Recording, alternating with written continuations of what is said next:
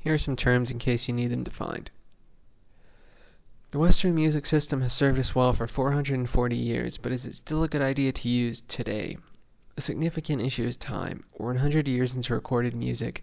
The same dissonant notes don't get better the more you hear them. A finite system does not become more interesting the more you use it.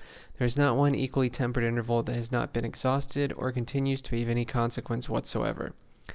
Another issue is there is no conceivable reason why tempered intervals would sound good in the first place. 12th is not made up of harmonics, which were the original idea for music theory that Pythagoras is credited with. Harmonic intervals remain to this day the only idea anyone's had regarding why notes would actually sound good together, and were used by the smartest music theorists in history, like Pythagoras, Johannes Kepler, and Ptolemy.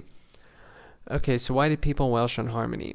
For one thing, standardization. Before that, there was a lot of incompatibility among instruments, so they needed a master scale.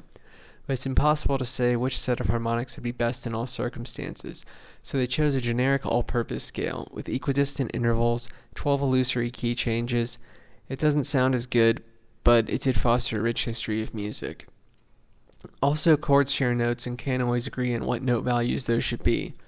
Harmonic relationships seem to create higher dimensional shapes than what we can mechanically represent. Just intonation was considered infeasible for a long time. So if it's so fucking impossible, why try? In the timeline of music theory, 50 years is nothing. I'm not sure anyone actually doubts digital music theory. They've just been taught that just intonation is infeasible by someone who's told that same thing, so on and so forth, since long before Windows, Mac, and Linux existed. A digital interface is so much different than, say, a wooden flute or a brass tube that due diligence would require you to revisit first principles. Luckily, we can just go back to the beginning, but with a computer this time instead of sticks and sand, instead of continuing to prove why we can do nothing.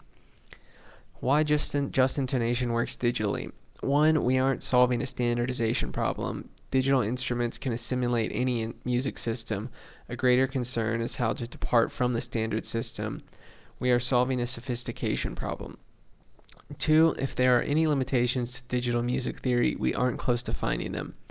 We can represent higher dimensional shapes and have considerable dominion over harmonic data.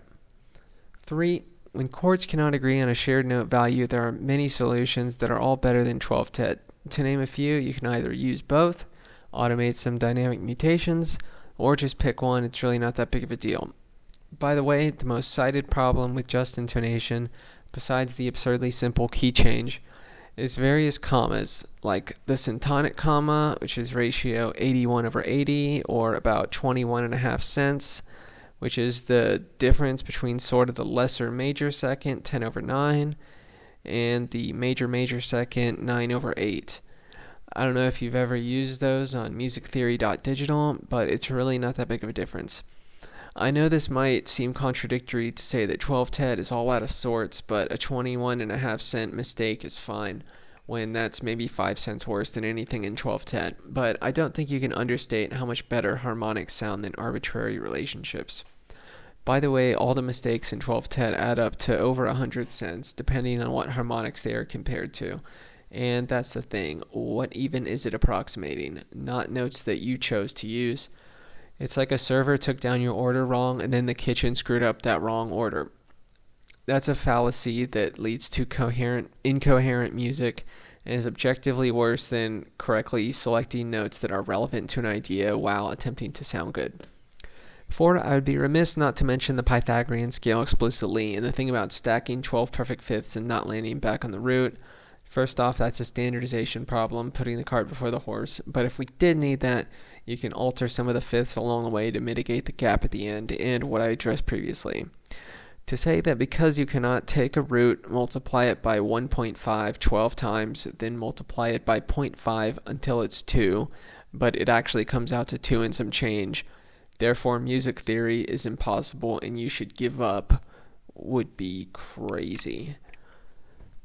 Closing remarks. The rules of digital music theory are very different than historical music theory. It behooves oneself to be wary and discerning regarding which concepts will come along and what no longer makes sense. This is not meant to be insulting to people who are very passionate about the Western music system. No. I am the one who says that you deserve greater, that a 500-year-old bullshit is not good enough for you.